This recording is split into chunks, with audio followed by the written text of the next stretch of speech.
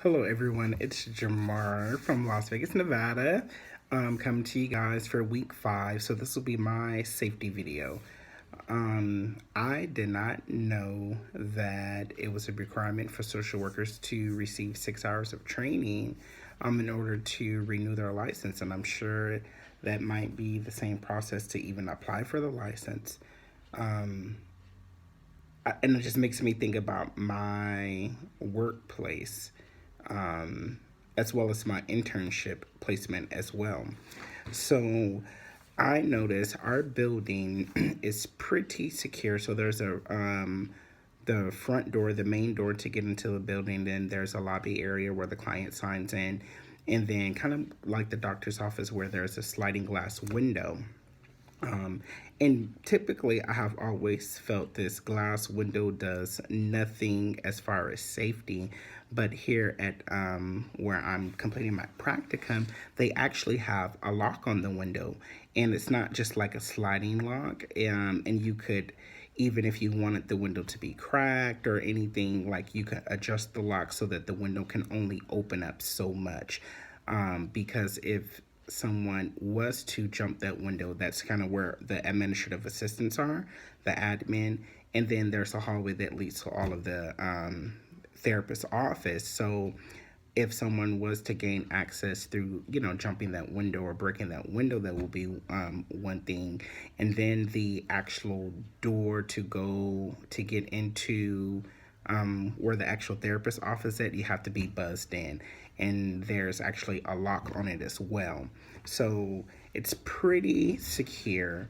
One thing that I have noticed is that we didn't point out an emergency exit. Now, as for me walking around the building, I am one who typically always looks for an exit. I just like to know where to go in a case of emergency, and I have done that in all of my workplaces. So I've noticed a few doors, but I do know one door is locked and another door is one of kind of the handles, so then you push it and it will open. However, I think it will be good to go see because it leads to the back of the building and to like a courtyard area, but I'm not sure if that's closed off or can I have access, to the streets or the parking lot from there. So that's something that I will explore so that I can know, because what if there's a fire or something? It wouldn't be great for me to be go through the emergency exit and not have access to really get away from the building, be stuck in this closed area. I have in-home clients, so what's nice is that when we list our appointments, it's a must to list whether it's in home or in office, as well as they look at the address. Kind of, I was even told how long it typically takes to get from like the office to the client's home. And of course, they say, if there's any issue, always text or call 911. But there was a time where after I finished with my in-home client, I just stopped to get actually an energy drink because I was tired. Um, and I had about 30 minutes to get back to the office before my next client. And the director texts me, who she looks over all of the appointments. She's really involved, with the therapist and with clients and things. And she texts me. She didn't text me to say like, "Hey, where are you? What are you doing? You're missing." But it was just like, "Hey, your next appointment is at this time. Are you on your way back? Is everything okay?"